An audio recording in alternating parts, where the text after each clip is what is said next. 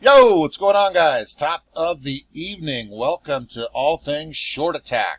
Nothing we're not used to seeing, boys and girls. 7 months into this, it's a hammered down Thursday. We like to call it hammered down Thursday. That whole market was frightening this morning. Did you guys see that?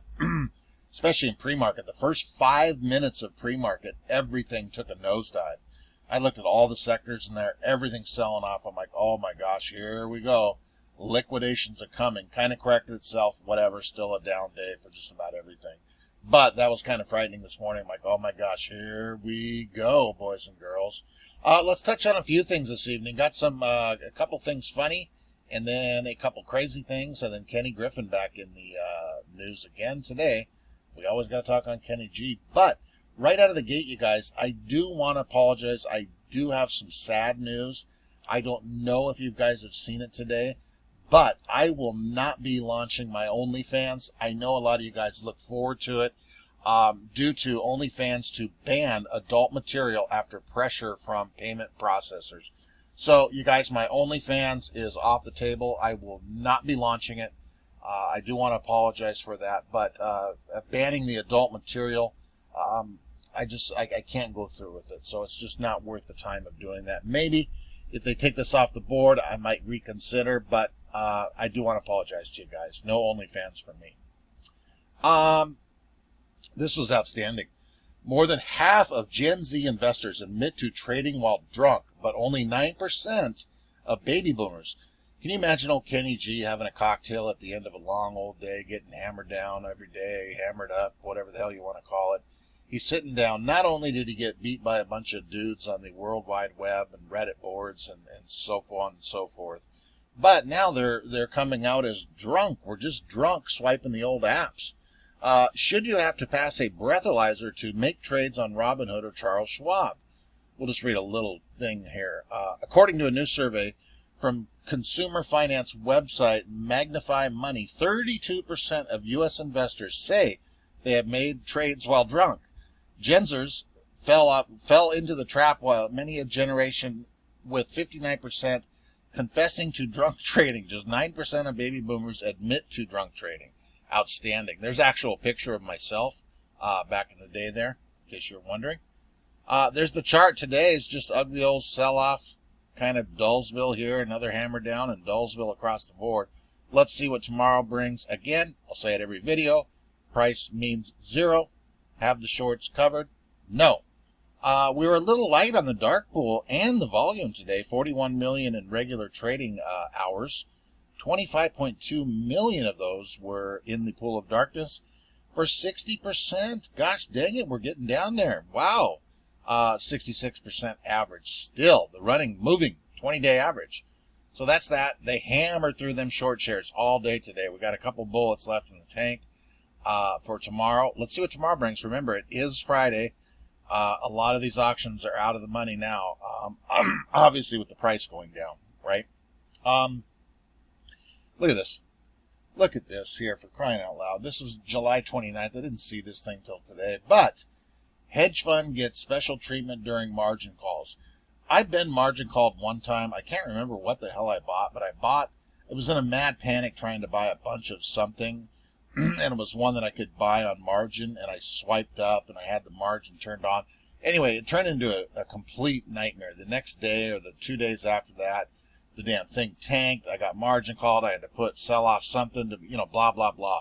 But they want their money, right? This is basically what this article is saying. Hedge funds get special treatment during margin calls. A major feature on the run-up in stocks like AMC has been a battle between short sellers, hedge funds, and bullish retail investors.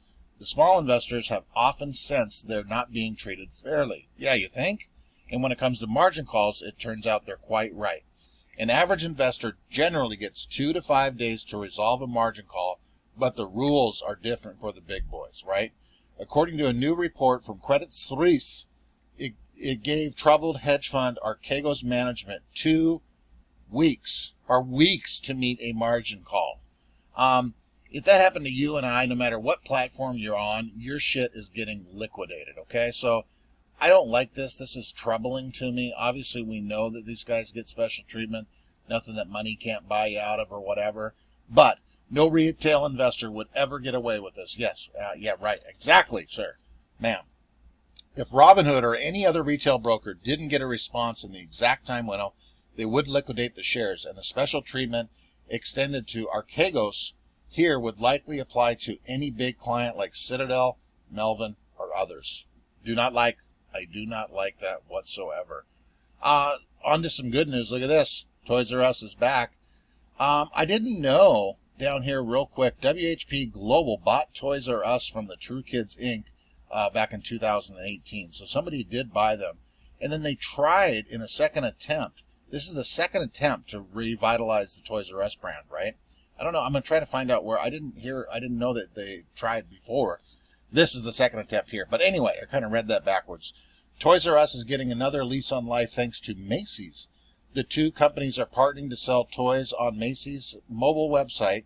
The brand's also opening Toys R Us shops in 400 department stores. So they're going to have a Toys R Us within the Macy's. That is absolutely outstanding news. I love it. Grew up in a Toys R Us as a kid, and we all know what happened to Toys R Us as a damn company, right? Oh, boy, here we go again. Touched on this last night. It's been blasted all over the World Wide Webs again today, plus Kenny getting sued. More to come on that. I don't think we know the full story, but again, shout out to Rizzo Stonks. He is the true hater of Citadel. I thought I was pretty bad, but this guy takes the cake. Anyway, Citadel Kensington Global Strategies Fund Limited, another pooled investment, $14 billion transferred to Cayman Islands. Kenny Griffin, you greedy mother bleeper. What's really going on? That's kind of, yeah. You're shifting money, sure. There's all sorts of stuff in the Cayman Islands. Stocks are big over there. You got that DTCC guy, his lawyer, his brother's over there, blah, Kenny's over, the whole thing, but still. Yeah, maybe some bad timing here, boys and girls. I don't know. On to the topic of the day. This here, you guys. Let's take a look at this fine young man. Donnahue George. This is his Twitter. I believe it is. This is a link that was sent out. But anyway, he is the man that filed the lawsuit against Kenny G, Citadel, Citadel Connect, Dark Pools, Citadel LLC, Hedge Fund, Citadel Securities. What's interesting is he's got FINRA in here, DTCC. I can understand the Robinhood and the Webull, but anyway, this is the screenshot of the actual filing here. This was done yesterday. I don't know what to think of this. Some people are saying RICO Act involved. I don't really know. I don't want to comment on too much of it, but I find it interesting. But this guy is real estate investor, entrepreneur. I thought he had something else up here in this title when I seen it earlier. I don't know. But long story short, let's keep an eye on this, you guys. I'll pop this in there if you have not seen it. It's floating around all over, heck. But that's an actual filing. Spelled counterfeit wrong down there. But anyway, let's see what comes of this. Regardless, sure, is it kind of cool? Kenny's getting in trouble, whatever. Yeah, but remember who we're dealing with. Even if something did come of this, it's going to take years and years and years. Probably will never see a courtroom, whatever the heck. But anyway, it's the gossip of the day, right? So we got to touch on that son of a gun. So I'll pop those for you. This one and this one. And if you want to check out this dude's Twitter, I'll pop it in there too. Donnahue George. Well done, sir. This one here, the stock market correction may be right around the corner. Something that caught my eye is this little paragraph right here. Despite the S&P and the Dow are still near all-time highs despite Tuesday's big sell-off, the NASDAQ isn't far from a record either. All three indexes are up between 14 and 18% this year. That's monstrous. But look at this. You believe in numbers, trends, history repeating itself? But September, historically the worst month for stocks, is looming. After that comes October, which is notorious for the scary market crash of 1929, 1987, 2008, and most recently 2018. And in case you haven't noticed, there are plenty of things for investors to be worried about. Yes, we do know there is plenty of them. Plus, we got this COVID firing up, you guys. We have to, here in Washington, Monday, we're going back to all masks indoors. Our damn wussy governor Inslee came on, and apparently It's kicking in on the 23rd, which is my daughter's birthday, and we have to mask up again here. Not looking forward to it, especially with this weather changing here and these things spiking up. Eeshta, oofta, yoofta. You guys, I read this in case, speaking of market manipulation, Bernie Madoff, the king himself. This is a little 60 minutes clip. I think I did watch this a long time ago. It's only about 14 minutes long, but it's about the man that figured everything out. Great mathematician, genius dude.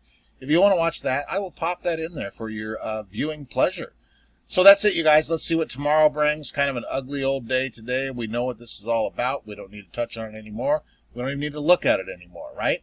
So that's it, you guys. Let's see what tomorrow brings. Friday. See you later.